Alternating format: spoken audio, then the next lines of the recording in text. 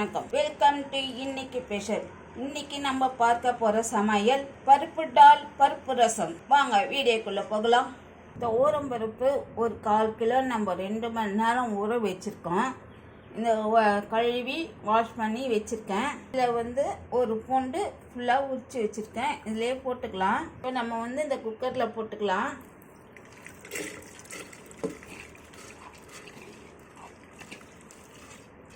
இப்போ 2 டம்ளர் தண்ணி ஊற்றிக்கலாங்க. இப்போ மூடி போட்டு ஒரு 5-6 விசில் விட்டுடலாம். நல்லா வேகட்டும். இங்கே பாருங்கள் 5 விசில் வந்துருச்சு.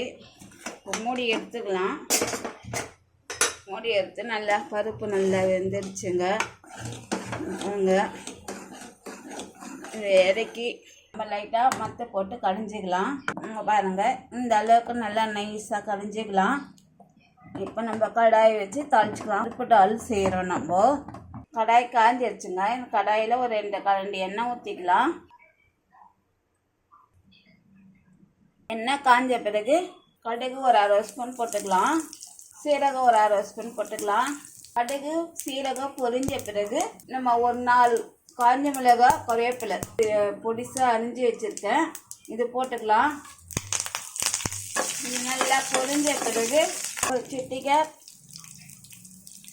பெருங்காயத்தூள் போட்டுக்கலாம். ஒரு 1/2 ஸ்பூன் மஞ்சள் தூள் போட்டுக்கலாம். இது எல்லாம் சேர்த்து மிக்ஸ் பண்ணிக்கங்க. எல்லாம் பொரிஞ்சிடுச்சுங்க. இப்போ நம்ம கடைஞ்சி வச்ச பருப்பு டாலை இதில் ஊற்றிக்கலாம். கொஞ்சோண்டு அதிலே வச்சுடுங்க. ஒரு கிண்ணா பருப்பு டால் பருப்பை கிரேவியை வச்சுக்கோங்க. இது எல்லாத்தையும் சேர்த்து மிக்ஸ் பண்ணிக்கோங்க. ஒரு 1/2 ஸ்பூன் உப்புத்தூள் போட்டுக்கோங்க. சால்ட்டு இதெல்லாம் சேர்த்து மிக்ஸ் பண்ணிக்கோங்க. இது பருப்பு டாலுங்க. இது பருப்பு டால் இது மாதிரி செய்தீங்கன்னாக்கா வீட்டில் ரொம்ப டேஸ்டியாக அருமையாக இருக்கும். பருப்பு ரசமும் நான் வைக்க போகிறேன். அந்த பருப்பு கொஞ்சம் எடுத்து வச்சுட்டு பருப்பு ரசம் வைக்க போகிறேன். இது கொஞ்சம் திக்காகட்டுங்க. கொத்தமல்லி இதிலே போட்டுட்டு மிக்ஸ் பண்ணிக்கோங்க. இந்த பதத்தில் நம்ம எடுத்துட்டோம்னாக்கா எடுத்து தனியாக வச்சிட்டோம்னா இது கெட்டியாகிடும், திக்காகிடும். நம்ம சாப்பிட்ற மாதிரி இருக்கும். பருப்பு டால் ரெடி ஆகிடுச்சுங்க. அடுத்த நம்ம பருப்பு ரசம் வைக்கலாம். இந்த அளவுக்கு நம்ம புளி எடுத்து இந்த அளவுக்கு எடுத்து நான் ஊற வச்சுருக்கேன். இந்த அளவுக்கு நான் ஊற வச்சுருக்கேன். நான் இப்போ எடுத்து புளியெல்லாம் கரைச்சிக்கிறேன். நான் இப்போ நம்ம புளியெல்லாம் கரைச்சி தொக்கெல்லாம் எடுத்துக்கலாம். இப்போ நம்ம புளி தொக்கெல்லாம் நம்ம எடுத்துட்டோம். வெறும் தண்ணி தான் இருக்குது. இதுலேயே நம்ம 2 சின்னதாக 2 தக்காளி அரிஞ்சு போட்டு இதில் போட்டுக்கலாம்.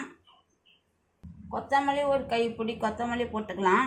போட்டு இது எல்லாத்தையுமே நம்ம நல்லா கரைச்சிக்கலாம். தக்காளியெல்லாம் கொஞ்சம் நல்லா போட்டு நல்லா கரைச்சிக்கலாம். இங்கே பாருங்கள் இந்த அளவுக்கு நல்லா எல்லாத்தையும் கரைச்சிக்கலாம். தக்காளி கொத்தமல்லி புளி எல்லாத்தையும் கரைச்சாச்சு. இப்போ நம்ம பருப்பு வச்ச பருப்பு இருக்குது இல்லைங்களா, அதை நான் 2 கரண்டி போட்டுக்க போகிறேன்.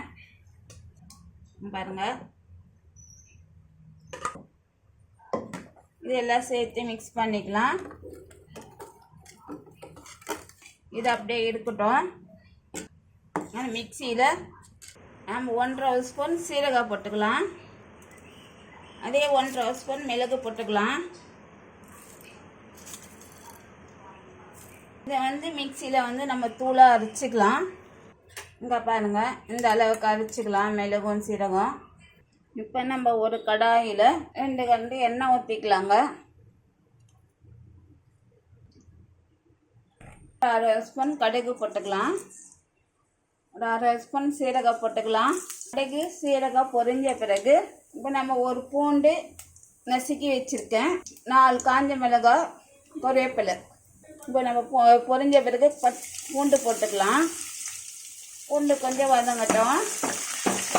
பூண்டு கொஞ்சம் நல்லா ப்ரௌன் கலரில் வதங்கிச்சுனாக்கா அந்த நேரத்தில் நம்ம கருவேப்பிலையை காஞ்ச மிளகாய் போட்டுக்கலாம். பூண்டு கொஞ்சம் நல்லா வதங்கிடுச்சு. கருவேப்பிலை காஞ்ச மிளகாய் போட்டுக்கலாம். காஞ்ச மிளகாய் கருவேப்பிலை கொஞ்சம் பொரிஞ்சிடுச்சுனாக்கா மஞ்சள் தூள் ஒரு 1/2 ஸ்பூன் போட்டுக்கலாம். மஞ்சள் தூள் ஒரு 1/2 ஸ்பூனு, வெங்காயத்தூள் 2 சிட்டிகை போட்டுக்கோங்க. இது எல்லாம் வதக்கிடலாம். அதுக்கு நம்ம வந்து மிளகு சீரகம் அரைச்சி வச்சுருக்கு இல்லைங்களா, அதை எண்ணெயிலே போட்டுக்கலாம். எண்ணெயிலே போட்டு ஒரே ஒரு நிமிஷம் தான் இதை வறுத்துக்கோங்க நல்லா. இப்போ நம்ம புளியெல்லாம் நம்ம ரெடி பண்ணி வச்சுருக்கீங்களா, புளி தண்ணி அதை ஊற்றிக்கலாம். நம்ம தண்ணி இன்னும் கொஞ்சம் ஊற்றிக்கலாம். இது திக்காக இருக்குது. இங்கே பாருங்கள், நுரை வந்து ஒரே ஒரு கொதி தாங்க. இந்த ஒரு கொதியிலே நம்ம ஆஃப் பண்ணிடலாம். ஸ்டவ்வை ஆஃப் பண்ணிவிட்டு இப்படி கலக்கி விட்டுக்கோங்க. அவ்வளோதாங்க, பருப்பு ரசம் ரெடி ஆகிடுச்சு. பருப்பு டாலும் ரெடி ஆகிடுச்சு. இந்த சுட சுட சாதம் போட்டு பருப்பு டாலை வச்சு முருங்கைக்கீரை பொரியல் பண்ணி ஊற்றி சாப்பிட்டா ரொம்ப அருமையாக இருக்குங்க. ரொம்ப டேஸ்டியாக இருக்குங்க. இது உங்கள் வீட்டிலே நீங்கள் செய்து பாருங்கள். இந்த வீடியோ பிடிச்சிருந்தா லைக் பண்ணுங்கள், ஷேர் பண்ணுங்கள், சப்ஸ்கிரைப் பண்ணுங்கள். தேங்க்யூ.